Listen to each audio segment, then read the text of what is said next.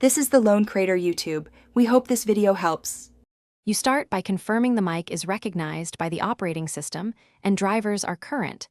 This prevents device conflicts. Once done, plug the microphone directly into USB or the interface and open OBS.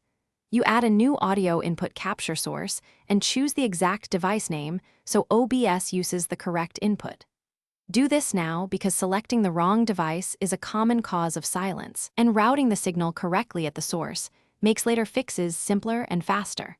You next shape the mic signal inside OBS to get a clean, consistent level and avoid clipping. First, set the channel slider near -12 to -6 decibels and watch peaks in the meter.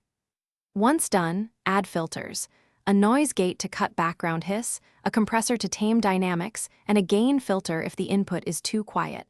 Adjust attack, release, and ratio while speaking. Make sure to enable monitoring in advanced audio properties so you hear changes in real time. You finish by ensuring everything runs consistently. Match the sample rate across the OS, your audio interface, and OBS to avoid distortions and pops. Then test a short recording while wearing headphones to verify latency and lip sync. If audio is off, use the sync offset in advanced audio properties or toggle device timestamping to resolve drift.